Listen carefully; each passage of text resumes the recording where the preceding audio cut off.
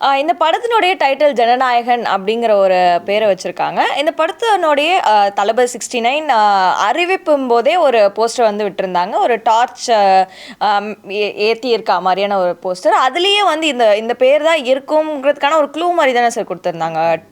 Torch bearer of democracy அப்படின்றதா கொடுத்துருந்தாங்க. கிட்டத்தட்ட ஒரு கண்டிப்பாக இது வந்து ஒரு அரசியல் சார்ந்த பொலிட்டிக்கலான மூவியாக தான் இருக்கும் அப்படிங்கிறது கொடுத்துருந்தாங்க. இந்த டைட்டிலில் நீங்கள் என்ன சார் பார்க்க? அதாவது டெமோக்ரஸி அப்படிங்கிற ஒரு விஷயம், டெமோக்ரஸினே கூட வச்சுருப்பாங்க அவங்க, எதுமோ வைக்கல, நிறையா வந்து லியோ அது இதெல்லாம் வந்து ஆங்கில பேரில் வச்சாங்க. அது இல்லாமல் ஜனநாயகம்னு வச்சிங்கன்னா டெமோக்ரஸி ஓகே. ஆனால் ஜனநாயகன் அப்படிங்கிறது வந்து ஒரு பிரத்யேக வார்த்தை, அது வந்து ஒரு சராசரி வார்த்தை இல்லை. ஜனநாயகம்ங்கிறது வந்து இப்போ உங்கள் ஜனநாயகம் எங்கள் ஜனநாயகம்லாம் படம் வந்திருக்கு. மன்சூர் அலிகான் நடித்து கூட அந்த மாதிரியான ஒரு படம், புதிய ஜனநாயகம் வாழ்க ஜனநாயகம் அவர் நடித்து வந்தது, இந்த மாதிரியானதெல்லாம் இருக்குது. ஆனால் ஜனநாயகன்னு சொல்லி ஒரு இது இருக்கு இல்லையா, அது வந்து எக்ஸ்ட்ராவாக யோசித்து வைக்கக்கூடிய ஒரு டிஃப்ரெண்ட்டான பேர். அந்த மாதிரி இருக்கும்போது இப்போ அதுக்கு முன்னாடி இது மாதிரிலாம் வந்திருக்குதா அப்படிங்கிறத பார்க்கணும்.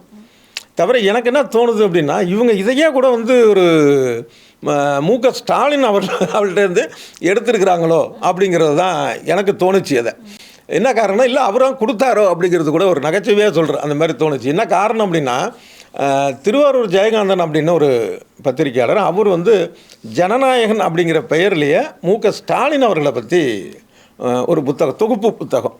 அதாவது ஸ்டாலின் அவர்கள் வந்து தன்னுடைய 14வது வயதிலிருந்து அரசியலில் ஈடுபட்டு தொடர்ந்து வந்துட்டு இருக்கிறாரு. அவரோட வந்து அந்த 2021 மே மாதத்தில் அந்த முதலமைச்சராக பொறுப்பு ஏற்கிறார் இல்லையா, அது வரைக்கும் ஆன விஷயங்களை வந்து தொகுத்து எழுதப்பட்ட அந்த புத்தகம். எனக்கு இந்த ஜனநாயகன் அப்படிங்கிற பேர் படித்த உடனே எனக்கு ஸ்பார்க் ஆச்சு. ஏன்னா இந்த புத்தகத்தை நான் படிச்சிருக்கிறேன் ஏற்கனவே. என்னடா இது டக்குன்னு ஸ்பார்க் ஆகலாம், நான் அங்கேயே பார்த்துருக்கேன். இப்போ நான் அடுத்த செகண்ட் வந்தது இது இந்த மாதிரி இருக்குன்னு. இந்த மாதிரியான ஒரு இன்னொரு புத்தகத்திலேருந்து இருக்கக்கூடிய ஒரு விஷயம் இருக்கு இல்லையா, இதை வந்து தவிர்க்கிறதும் அப்படிங்கிறது தான் என்னுடைய கருத்து.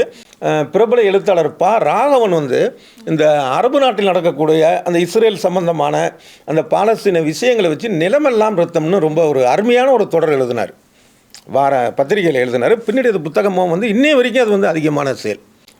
அந்த மாதிரி ராகவனுடைய அந்த புத்தகத்துடைய தலைப்பை வந்து திரைப்படத்துக்கு வச்சாங்க. இது ஒரு தவறான ஒரு முன்னுரை தான். அப்போ அவர் ரொம்ப கடுமையாக அவருக்கான எதிர்வினை புரிஞ்சார் ராகவன்.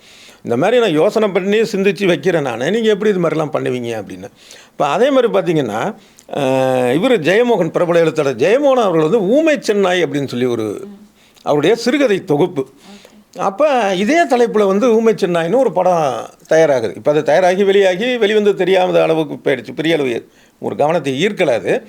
அது அந்த மாதிரி இருக்குது அப்படின்னு நான் சொல்லி இது பண்ணிப்போ அவருக்கு நான் அலைபேசி சொன்னேன். நான் என்ன சார் இந்த மாதிரி உங்கள் ஏன் அப்படின்னா, ஒரு நாய் அப்படிங்கிறது வைக்கிறது இல்லை ஊமைன்னு வைக்கிறதுங்கிறது வேறு, இல்லை செந்நிறம் எல்லாமே தனித்தனி வார்த்தைகள். ஆனால் அதை கோர்த்து ஒரு புது வார்த்தையாக உருவாக்கும் போது நீங்கள் அதை பயன்படுத்துறது இருக்குல்ல, அது வந்து என்னென்னா ஒரு குறிப்பிட்ட நபர்கள்ட்ட அதுக்கான அனுமதி வாங்கணும், அதுவும் இல்லை அப்படின்னு சொன்னேன். அவர் ஜனநாயகன் படத்துக்கு அதுக்கான அனுமதி அதுக்கு தான் வர்றேன். அவர் ரொம்ப வருத்தப்பட்டார், யார் ஜெயமோகன் வருத்தப்பட்டார்.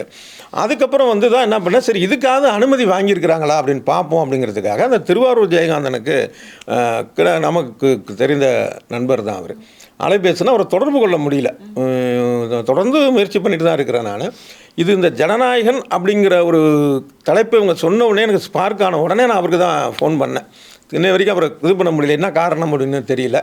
நம்ம நிகழ்ச்சி பார்த்துக்கிட்டு கூட அவர் வரட்டும் அப்படின்னா அப்புறம் அதை வச்சு தான் நான் கூட என்னுடைய இதில் செய்திகளாக போடக்கூடியதை நீங்கள் பார்த்து இப்போ நீங்கள் மகிழ்ச்சி. இல்லை எதுக்காக நான் அதை சொல்கிறேன் அப்படின்னா, இப்போ நீங்கள் ஒரு எதுக்கு வந்து புத்தகத்தை தாண்டி பழைய சினிமா பெயரையே மறுபடி வைக்காதன்னு ஏன் சொல்கிறாங்க? இப்போ திருவிளையாடல்னு வச்சுன்னா ஏன் வைக்காதன்னு சொல்கிறாங்க? பிரச்சனை வந்துச்சா? அப்புறம் புதிய திருவிளையாடல்னு வச்சாங்களா தனுஷ் நடித்ததுக்கு? என்ன காரணம்னா, நம்ம இப்போ வந்து கூகுளில் வந்து சர்ச் பண்ணி பார்க்குறப்ப அந்த பழைய விஷயங்கள் போயிடுது. அப்போ தனுஷோடைய புதிய திருவிளையாடல் பேர் வைத்திருந்தால் அதான் திருவிளையாடல் ஆரம்பம். அப்புறம் இன்னொருத்துக்கு எது ஒன்று புதியன்னு போட்டு கூட வச்சாங்க. இது மாதிரியான ஒரு விஷயங்கள் அந்த புதியன்னு போடுறது ஆரம்பம் போடுறது ஓகே. அதை அப்படியே திருவிளையாடல்னு வைக்கிறப்ப என்னென்னா, அந்த பழைய படத்தை பற்றின ஒரு தகவல் வந்து கிடைக்கிறது இருக்கு இல்லையா, தேடுறவங்களுக்கு கிடைக்காது. இப்போ உங்களை மாதிரி இந்த ஊடகத்துறையில் இருக்கிறவங்களுக்கு வந்து ஒரு பழைய விஷயங்கள் தெரிஞ்சிருக்கலாம், நீங்கள் அதை வேணும்னா தேடி போய் பார்க்கலாம். ஆனால் 100க்கு 99 பேருக்கு என்ன, ஒரு பேரை போட்டு என்ன வருதோ அதை தான் பார்ப்பாங்க. அதை நம்ம அவங்க குறை சொல்ல முடியாது. அப்படிங்கிறப்ப ஒரு கிளாசிக்காக இருக்கக்கூடிய ஒரு திரைப்படங்களை அதோடைய பெயரை மறுபடியும் வந்து ஏன் வைக்கணும் அப்படிங்கிற ஒரு விஷயம் இருக்குல்ல ஒன்று.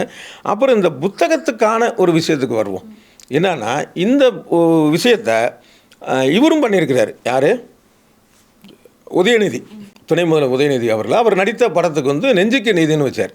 இப்போ கலைஞர் அவர்கள் எழுதினக்கூடிய அவருடைய வாழ்க்கை வரான நெஞ்சுக்கு நீதி. அப்போ இன்றைக்கி நீங்கள் அதுக்கு முன்னாடி நெஞ்சுக்கு நீதினு போட்டிங்கன்னா அவரை பற்றின விஷயங்கள், அந்த புத்தகத்தை பற்றின விஷயங்கள் இப்போ வந்து பார்த்தீங்கன்னா உதயநிதி நடித்த அந்த படம் தான் வருது. அவங்க என்ன தான் தாத்தா பேரன் இருந்தால் கூட எங்களுக்கு கலைஞர் தானே, நமக்கு கலைஞர் தானே அப்படிங்கிறப்ப அதை அவங்க செஞ்சுருக்கக்கூடாது. ஏன்னா அது ஒரு கேள்வி வரும்ல. ஆனா அவருமே அந்த படம் பத்தின இன்டர்வியூஸ்லாம் சொல்லியிருந்தாரு, எங்களுக்கே இந்த டைட்டில் வைக்கிறது, இந்த டைட்டில் வைக்கலாமா அப்படிங்கிறது. ஏன்னா நெஞ்சுக்கு நீதி மாதிரியான ஒரு புத்தகத்தினுடைய டைட்டில் இங்க வைக்கும்போது அந்த புத்தகத்துக்கு எந்த ஒரு களங்கமும் வந்துடக்கூடாது அப்படிங்கிறதுல பெரிய யோசனை இருந்தது அப்படிங்கறத சொல்லியிருந்தாரு. போகல நான் சொல்றேன், காரணம் சொல்றேன்ல. நீங்க கூகுளில் வந்து அடுத்த தலைமுறை தேடும்போது இப்போ நெஞ்சுக்கு நீதி கலைஞர்கள் பற்றின விஷயங்கள் போயிட்டு உதயநிதி நடித்த படம் தான் வரும். இப்போ கலைஞர் எழுதுனா நெஞ்சுக்கு நீதி படித்து அதுலேருந்து நம்ம எடுத்துக்கொள்ள வேண்டிய விஷயங்கள், இல்லை தெரிந்து கொள்ள வேண்டிய விஷயங்கள், இல்லை எதிர்க்க வேண்டிய விஷயங்களே வைப்போமே. ஒரு 100 இருக்குன்னா உதயநிதி நடித்த இந்த படம் வந்து ஒரு 1% ஒரு படம் தான், இல்லை அதை விட கம்மியாக தான் சொல்லணும். அதை ஒப்பிடவே முடியாது. அப்போ நீங்கள் ஏன் வந்து வேறு எதுவும் வைக்கலாம்? இப்போ அதேமாதிரி சிவகார்த்திகேயன் நடித்த இப்போ நடிக்க இருக்கிற படத்துக்கு பார்த்தீங்கன்னா பராசக்தின்னு வைக்கிறாங்க. அதுலேயும் இந்த கலைஞர் தான் வந்து சிக்கல். நம்ம என்ன காரணம்னா 1952 வந்துச்சு பராசக்தி. இன்னை வரைக்கும் அது வந்து ஒரு கேள்வி கேட்கல. அம்பாள் இன்றைக்கடா பேசினாலும் கருதா, அது மாதிரி எத்தனை வசனம் அதில் சொல்கிறதுக்கு இருக்குது. அது வந்து வெறும் திரைப்படம் இல்லை. ஒரு பக்கம் அந்த படத்தில் வந்து முதலாக சிவாஜி நடித்தார். அவருடைய படத்துடைய பெயரை ஏன் வைக்கிறீங்கன்னு சிவாஜி ரசிகர் மன்றத்தால் அவங்க கேட்குறாங்க. அது ஒரு நடிப்பு சார்ந்த ஒரு விஷயம், அது ஒரு நியாயம். அதை தாண்டி இன்னொரு இது நான் பார்க்குறேன்னா, இது வந்து பராசக்திங்கிறது வழக்கமான படம் இல்லை. இதுக்கு நடுவிலே ஒரு படம்லாம் வந்திருக்கு, புதிய பராசக்தி, இது மாதிரியான விஷயங்கள். அது வேணாம். ஆனால் இங்கே வெறும் பராசக்தின்னு வைக்கும்போது நான் ஏற்கனவே சொன்னது மாதிரி இப்போ இந்த சிவகார்த்தியோடைய முகம் தான் வரும், கலைஞர் முகம் வராது கூகுளில் போடுறப்ப. அப்போ இது வேணும்னே செய்கிறாங்களோன்னு கூட தோணுது. ஏன்னா இது வந்து ஒரு கலாச்சார அழிவா. எனக்கு வந்து திரைத்துறையையும் வைத்து, நாடகம் திரைத்துறை ரெண்டுத்தையும் வைத்து தான் பெரும்பாலான மக்கள்கிட்ட வந்து திராவிட இயக்கம் போய் சேர்ந்துச்சு. அப்போ அதிலே வந்து அமுக்குன்னு நினைக்கிறாங்களோ.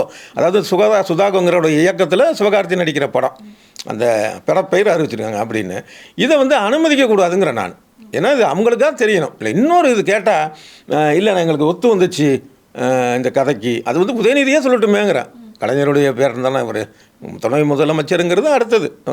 அவரே சொல்லட்டுமே, அது தவறு.